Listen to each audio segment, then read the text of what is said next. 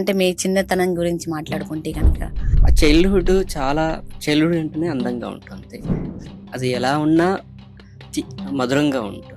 అవును. కష్టమైనా, నష్టమైనా, చీకటైనా, వెలుగైనా. అట్లా మీరు ఊళ్ళు మారుతూ చదువుకున్నారని చెప్పారు కదా మీరు. మా అమ్మ చాలా బాధపడేది నేను అడిగినందుకు.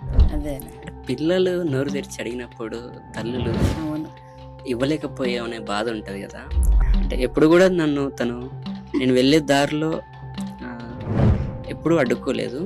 వీడు తప్పు చేయడు అని మాత్రమే తను నమ్ముతది. నేను దాన్ని నిలబెట్టుకోవడానికి ట్రై చేస్తుంటా ఎప్పుడు. కానీ అందరూ మీలాగా చదువు మీద కాన్సన్ట్రేట్ చేసి డిగ్రీ చదువుకుని తర్వాత రచనా రంగంలోకి వచ్చి తర్వాత సినిమాల వరకు వెళ్ళిన వారు ఎవరైనా ఉన్నారా? నేను చాలా ఇష్టపడతా ఆ ప్రశ్నను. ఎందుకంటే నా జీవితంలో నన్ను ఎవరు అడిగింది లేదు. తర్వాత అక్కడి నుంచి శేఖర్ కమ్ముల గారి దగ్గరకు వచ్చారు. వీళ్ళిద్దరి దగ్గర అనుదీప్, శేఖర్ కమ్ముల, వీళ్ళిద్దరి దగ్గర మీరు ఏం నేర్చుకున్నారు? వెండితెర మీదకి తీసుకురావడానికి ఉండే అనుభవాన్ని శేఖర్ గారి దగ్గర నేర్చుకున్నాను. ఇక్కడ హాస్యము అంటే జీవితంలో ఒక హాస్యం ఉంటుంది అనేది ఇక్కడ నేర్చుకున్నా.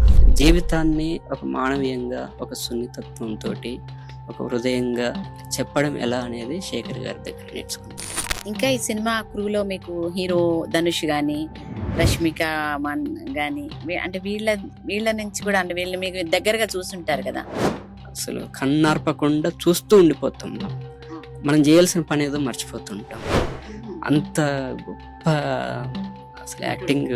మీ పర్సనల్ లైఫ్ గురించి చెప్పండి. అందరూ తాగుబోతు బిడ్డ అంటున్నప్పుడల్లా గుండె చివుక్కుమనేది.